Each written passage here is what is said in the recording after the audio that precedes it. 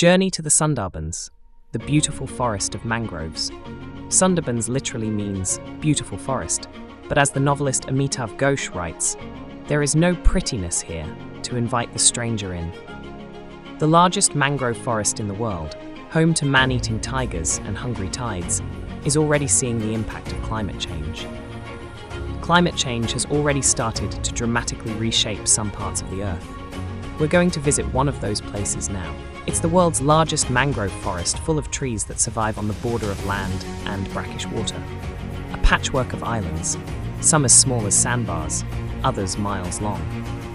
We'll be hearing several stories from there over the next few days. And Ari, you're going to bring us on a journey into this landscape to start. Yeah, that's right. If you picture a map of India as a diamond, we're going to the corner in the east. I first learned about this place in fiction, a book that I read more than a decade ago lodged in my mind.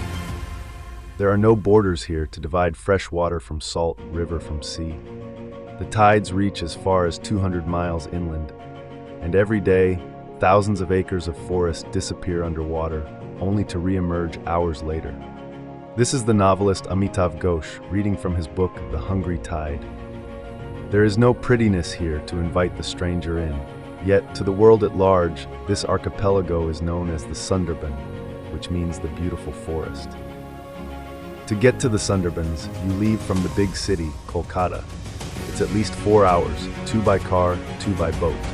Our guide today is Ratul Saha, who runs the Sundarbans program for the World Wildlife Fund. We'll be cruising inside the creeks of Sundarbans. One side we can see the people traveling on small boats, and on the other side we see Sundarban Tiger Reserve and the waterscape that we'll be cruising through. If lucky, we can also see tigers. Oh yeah, the Sundarbans are also home to a large population of Bengal tigers. Unlike most large cats, they are happy in the water and swim for miles from island to island. But they're elusive. Bitu Sagal is the editor of Sanctuary Asia magazine. The first time I saw a Bengal tiger in the Sundarbans, it was some 45 years after I had first been there.